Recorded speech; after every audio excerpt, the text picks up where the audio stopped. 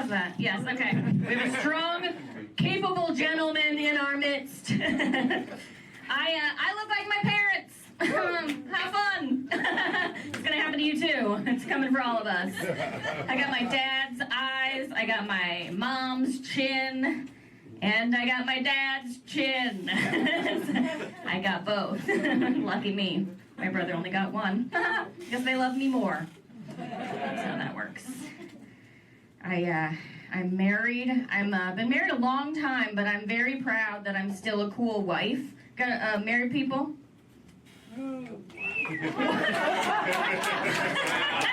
We got one just for the record. One? And then one. Nope. Alright, good to know. Okay, relatable stuff. I've been married for 19 years, but I'm still a cool wife. I recently texted my husband some nudie photos, which I thought was pretty cool. Yes, I did have a rash. And he is a physician. But sometimes you just gotta get that D, right? Diagnosis. Yeah. What is this? He took those texts I sent him and he forwarded them on to a bunch of his friends. Yeah. Surprising but not upsetting because they're doctors too. I was like, pew, pew, pew, free second opinion. Bring them all in. Let's get to the bottom of this. Turns out 4 out of 4 physicians agree that what I had was not contagious and that my ass is a solid 7. 2 good diagnoses. That's good stuff. It wasn't monkeypox. Whew. My husband is a doctor. I talk about it on stage, but I kind of worry that when people hear it, they might think that I married a doctor, and that's not at all what happened. When I met my husband, he worked at a Taco Bell, okay?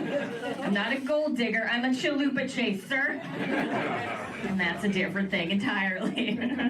I'm actually mad about the career change. I'm a little peeved, if I'm being honest. I'm like, why don't you go back to the job where there were nachos?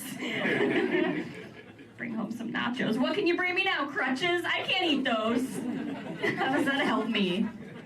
Then I remember opiates. Oh, I can eat those. Okay, now we're cooking. Do you cook opiates? I'm not a drug person, clearly. You're like, yeah, we get that. Your whole vibe is Diet Pepsi. Is that Diet Pepsi? All right, get him another one. I don't have that power. I'm kidding. I have no power here. It's cool though, like, my husband has a job where he doesn't have to explain it to people. That's so nice, right? Like, people ask him, what do you do for work? And he just says, I'm a physician. Like, boom, done, explained. Everybody knows what that is. And I have a similar thing as a comedian. When people ask me, what do you do for work? I say, my husband is a physician. No explanation needed. His answer works for both of us. And so does his salary. That's right. You got it. We don't have kids, my husband and I. We've thought about it. We would have kids, but we decided that we don't have the space. Because our house is full of joy. And I don't know where we fit a child. Like, where would we fit them? Where would we put them? I really don't know. On top of the stacks of money, they would fall. Like, don't be ridiculous, you guys. It's a ridiculous suggestion. They'd slide off. I'd have to recount. It'd be a whole thing. Like, I don't need another chore, okay? I have a chore, all right? It's vacuuming. That's my chore. My chore is vacuuming. We do have a Roomba, but somebody has to empty that bin, you know? That's where I come in. Just the manager of the process. My mom would love for me to have kids, though. She'd love to be a grandma. You guys getting pressure from your mom? Yeah, that always happens. I tried to play mind games with her recently. I tried to convince her that doing comedy is the new giving your parents grandchildren. She looked exactly like you. That's the face. That's the face she had, just disappointment.